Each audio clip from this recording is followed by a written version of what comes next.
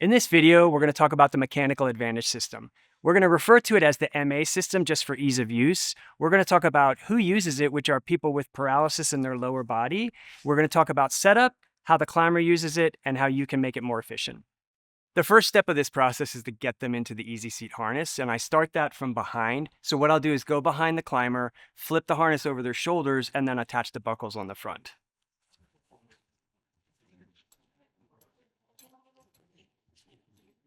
You'll see that we have a couple different buckles on the top. These shoulder buckles, and then we have a lat buckle. So the shoulder buckles, we want to keep those nice and loose. We don't want that pushing down on them. It's going to affect the way they sit in the harness.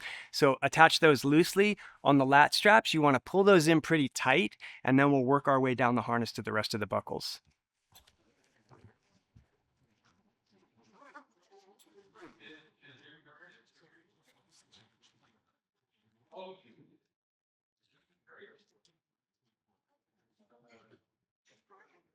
You'll notice on the top of the straps here on the shoulders, we have to double these back. The upper part of the easy seat harness has to be doubled back on all the buckles. As we move to the lower legs, those are speed buckles where you don't have to double them back, so it's a lot faster to move through that section.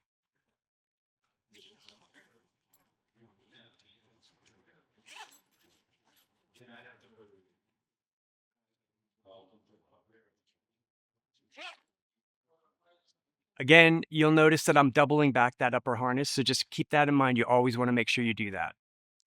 Once you have the upper part of the harness together, make sure everything's double back and tight. On the lat muscles here, you want to have that nice and snug. The upper shoulder straps, I can move my finger on there easily. That way I'm not pulling my climber forward. Now I'll move down the harness to the leg loops. Here you'll notice that you have a waist belt. That is going to be tight, and you have the two leg loops that are going to be tight too. The leg loops are what are going to control your climber from tipping forward and backward, so you want those very tight. The thing you want to be aware of is make sure there's nothing hiding under clothing. By that I mean catheters, pain pumps, anything that you can obstruct with these straps, we want to be aware of. And that's just asking your climber if there's anything there, have that communication with them before you start doing that.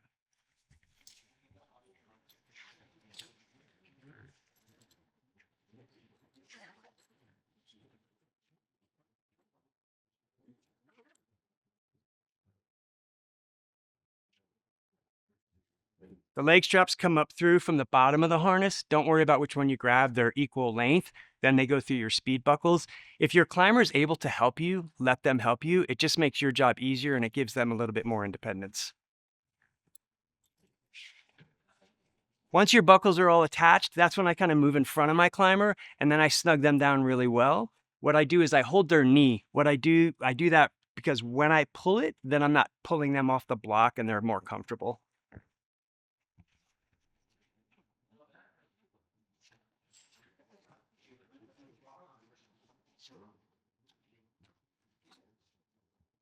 That's it. I kind of look at it one more time just to make sure everything's buckled correctly, and then your climber's ready to climb.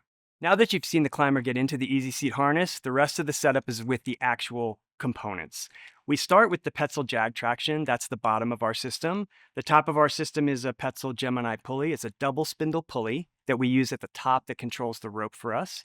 And then we put everything together locked down with a small locking carabiner that keeps the system closed. Now that your climber is in the easy seat and ready to climb, we have to assemble the components of the MA system. We start with a figure 8 on a bite. Make sure that it is nice and neatly dressed and that you have at least 6 inches, which is basically the hang loose sign. That's a good way to measure quickly. Once you're ready, you take your locking carabiner with your Petzl Gemini pulley. Make sure that the gate is shut and locked. Double check that each time. Now that we have the top set up with our Petzl Gemini pulley, we want to thread our rope through. It doesn't matter which pulley you choose, you just pick whichever one you want. Slide the rope through, pull it, then you take your jag traction, which has a becket, which is this black part, and then this pulley has a becket as well. So you want to be going black to black. Make sure you remember that. When you're loading the jag traction, you'll notice it has teeth on it. We want to pass the rope over the teeth, just like that.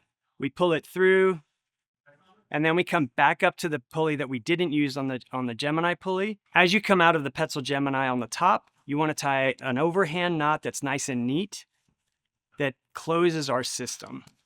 We come through, And then just make sure your knot is dressed nice and neat. You just don't want a lot of extraneous things sticking out. Once we have that knot tied, then we are double checking that we're going Beckett to Beckett. Then we take our small carabiner that locks, put that into the bottom Beckett, lock that. This is also the time to double check that all of your carabiners on your system are locked. So I always do a quick check to go through. The only one that's not locked is the one that I'll attach my climber to. Now that we have our system built, we have to expand it because our climber basically climbs pulley to pulley. So right now they could only climb that far. So we want to raise this top part all the way to the anchor. I use a Jumar. It's easier to pull the rope through, and that way it's more efficient.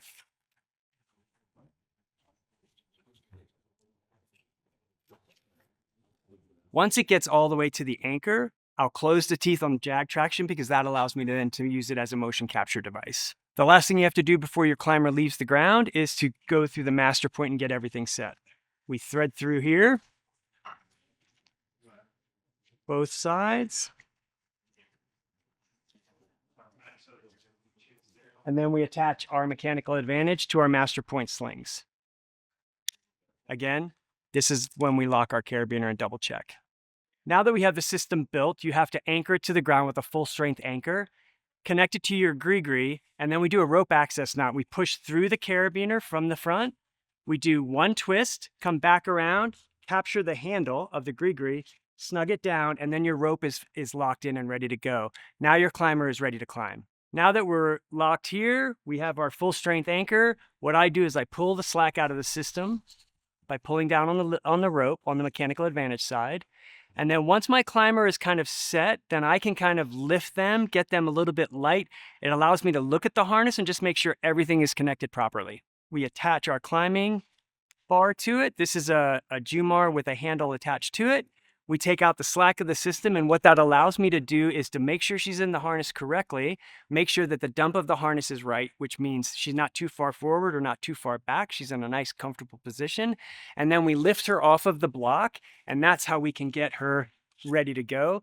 Your climber is going to swing towards you. Just remember that they're going to come into the fall line wherever gravity is. So just be ready for that. So either have a participant help you, a volunteer, whatever it is, behind them. We're going to bring her over to us, and then she'll be able to climb from there.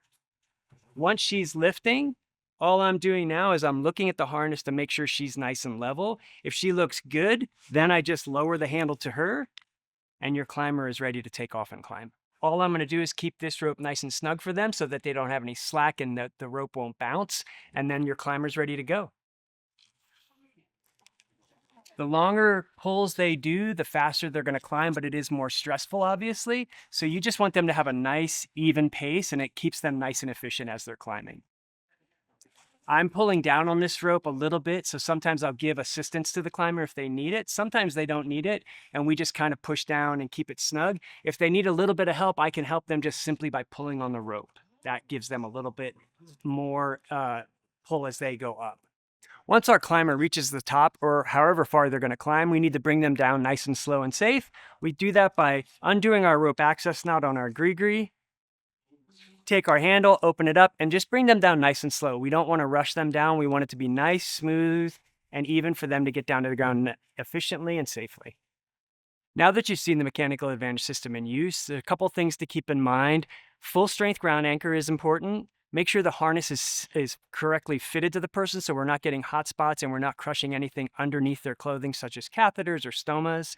And then make sure the dump is absolutely perfect on them when they're climbing so that they're not leaning too far forward or too far back. They're just seated comfortably.